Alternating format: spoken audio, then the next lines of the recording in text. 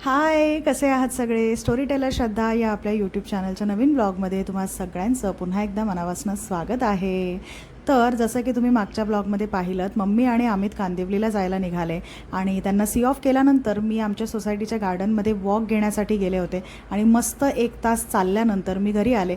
हा आहे आमच्या सोसायटीचा जिम एरिया आणि इथेच आमचं गार्डन देखील आहे आणि माझी खूप इच्छा आहे की मी तुम्हाला गार्डन दाखवावं संपूर्ण, कारण ते इतकं सुंदर आहे. इतकी सुंदर सुंदर झाडं आहेत तिकडे, इतकी छान छान फुलं आहेत. तसंच आज मला एक मोगऱ्याचं फूल सापडलं बाकड्यावर पडलेलं, एकदम ताजं होतं. कदाचित कोणीतरी नुकतंच तोडून तिथे ठेवलं असेल, तर ते फूल मी माझ्यासोबत घेऊन आले, कारण मला मोगऱ्याचं फूल खूप आवडतं आणि माझ्या केसांमध्ये देखील माळलं मी.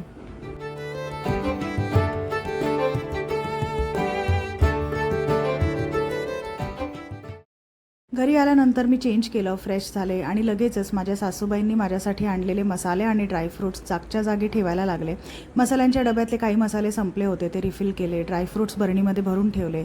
असं करत करत ना मला एक कॉल आला. आता मला कॉल कोणाचा आला ते मी तुम्हाला सांगते.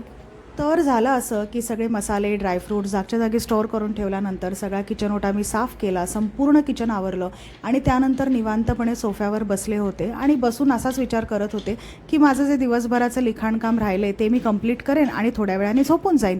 पण तितक्यात मला कॉल आला. तो कॉल होता दुसऱ्या दिवशीच्या थालीपीठांच्या आणि लंचच्या ऑर्डरचा. तर अगदी स्पेसिफिकली तुम्हाला सांगायचं झालं तर सकाळी मला 9 वाजता 7 थालीपीठं एका घरात डिलिव्हर करायची होती आणि त्यानंतर 10 वाजता मला 2 थालीपीठं दुसऱ्या घरात डिलिव्हर करायची होती आणि त्यानंतर 12 वाजता मला 2 लंच द्यायचे होते. आता मला तुम्हाला प्रामाणिकपणे हे सांगायला आवडेल आणि माझा एक्सपिरियन्स तुमच्यासोबत मला हा शेअर करायचा आहे. मी यापूर्वी कधीही थालीपीठांची एवढी मोठी ऑर्डर घेतली नव्हती. कसं आहे ना, पोहे, उपमा हे सगळं बनून जातो, पण थालीपीठ म्हटलं तर पीठ तेवढं मळावं लागतं, त्यामध्ये तितके जिन्नस व्यवस्थित घालावे लागतात आणि थालीपीठ म्हटलं की मिश्र पिठांचा गोळा आपण बनवतो, म्हणजे पीठ मळतो. तर ती पिठं किती घ्यायची, बाजरीच्या पिठाचं प्रमाण काय असलं पाहिजे, तांदळाच्या पिठाचं प्रमाण काय असलं पाहिजे, हे सगळं मला खरं सांगू काहीही माहीत नव्हतं. फक्त मी अंदाजाने सगळ्या गोष्टी केल्या आणि माझा अंदाज चुकला आहे का बरोबर होता ते आपण पुढे बघूयात. तर सगळं पीठ मी मळून घेतलं, जसं की तुम्ही व्लॉगमध्ये पाहिलं. अंदाजे सगळे जिन्नस घातले, तर लिटरली अंदाजे. आणि त्यानंतर ते पीठ मी रात्रीच मळून फ्रीजमध्ये स्टोअर करून ठेवलं. किचन ओटा सगळा आवरून दुसऱ्या दिवशी सकाळीच 6 वाजता उठून मी कामाला लागले. तर मला 7 थालीपीठं बनवायची होती पहिल्या ऑर्डरसाठी. तर थालीपीठं माझी बनवून तयार झाली आणि त्यानंतर थालीपीठं बनवता बनवता मी एका साईडला दही पण फेटून पॅक करून ठेवत होते. अमित नसल्यामुळे सगळं काम मला एकटीलाच करायचं होतं. माझ्याकडे तुम्ही बघताय कुणीही हेल्पिंग हँड नाही आहे. अमित नेहमी असतो आणि बिचारा तो माझी खूप मदत करतो, हे सुद्धा तुम्ही सगळ्या ब्लॉग्समध्ये आत्तापर्यंत पाहिलेत.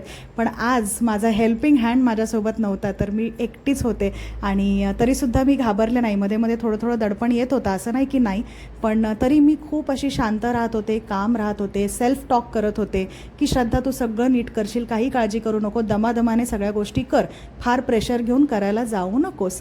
तर असाच विचार करून करून आणि स्वतःला असंच एनकरेज करून करून मोटिवेट करून करून मी थालीपीठं बनवली आणि बरोबर 9ला 5 मिनटं असताना थालीपीठांची ऑर्डर मी स्वतः जाऊन डिलिव्हर करून आले.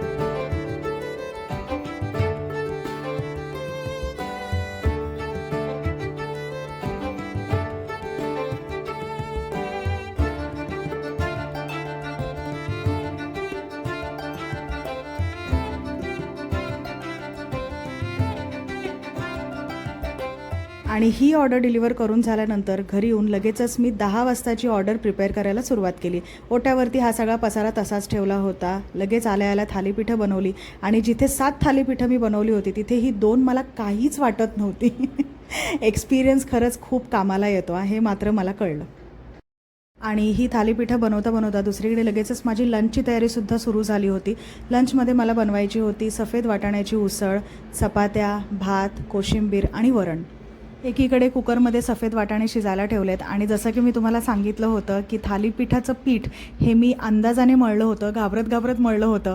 तर इतकंच पीठ माझ्याकडे शेवटी शिल्लक राहिलं आणि त्याचाही मी असं छोटंसं थालीपीठ बनवून टाकलं आणि जी 10 वाजताची माझी ऑर्डर होती त्यामध्ये हे थालीपीठसुद्धा मी ॲड करून देऊन टाकलं. आता तुम्हीच ठरवा की माझा अंदाज चुकला आहे का बरोबर निघाला आहे. दुसरी ऑर्डरसुद्धा वेळेत पूर्ण करून आल्यानंतर इथे मी आता दुसऱ्या दिवशीच्या डिनरची तयारी करते आहे. म्हणजे बघा या बिझनेसमध्ये किती पूर्वतयारी तयारी आपली असली पाहिजे.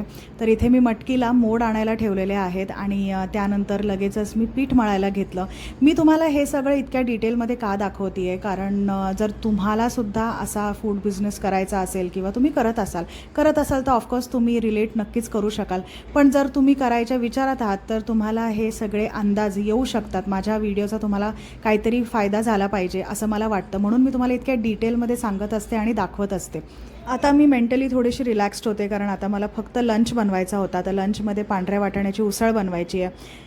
कढईमध्ये तेल घातलं, जिरं मोहरीची फोडणी घातली, हिंग घातलं, कढीपत्ता घातला, त्यामध्ये आलं लसूण ठेचून घातलं, कांदा टोमॅटो घातला आणि कांदा टोमॅटो एकीकडे शिजेपर्यंत पटकन दुसरीकडे कोशिंबीरसुद्धा बनवून घेतली. मी नेहमी एक तरी पदार्थ तुम्हाला डिटेलमध्ये दाखवायचा प्रयत्न करते, तर तोच प्रयत्न माझा या व्लॉगमध्ये पण सफल झालेला आहे. तुम्हाला मी या व्लॉगमध्ये वरण कसं बनवतात, म्हणजे गोडं वरण कसं बनवतात ते मी तुम्हाला दाखवते. मी हे वरण नक्कीच कुठल्या ना कुठल्या तरी समारंभात, कार्यालयामध्ये खाल्लं असेल आणि या वरणाला बनवण्याची जी पद्धत आहे ती थोडीशी अनोखी आहे. ती पद्धत मी तुमच्यासोबत आज शेअर करणार आहे. फार काही अवघड नाही आहे. तर कढईमध्ये थोडंसं तेल घ्यायचं. आधी आपली डाळ, तुरीची डाळ शिजवून घ्यायची नेहमीप्रमाणे आणि कढईमध्ये थोडंसं तेल घ्यायचं. त्यामध्ये फक्त जिरं घालायचं, हिंग घालायचं भरपूर आणि त्यामध्ये आपली शिजलेली तुरीची डाळ घालायची आणि हवं तितकं पाणी घालायचं. थोडंसं जाडसरच ठेवायचं, मीडियम म्हणजे. आणि त्यानंतर आपल्याला सिम्पली या वरणाला उकळी काढून घ्यायची आहे. उकळी काढल्यानंतर त्यामध्ये चवीनुसार मीठ घालायचं आणि लागेल तितका गुळाचा खडा घालायचा आणि त्यानंतर पुन्हा एक शेवटची उकळी घ्यायची आहे. आणि उकळी घेत असताना ना हे वरण किंचित थोडंसं खाली लागलं पाहिजे, म्हणजे करपवायचं नाही आपल्याला, पण थोडंसं लागलं पाहिजे आणि त्यानेच ती कार्यालयासारखी टेस्ट निर्माण होते. ही रेसिपी ना मला एका आचार्यांकडनं मिळालेली आहे, त्यामुळे ही खूप ऑथेंटिक रेसिपी आहे. तर चला, इथे आपला लंच पूर्णपणे तयार झालेला आहे. उसळ छान तयार झालेली आहे, त्यामध्ये मी कोथिंबीर घातली आहे.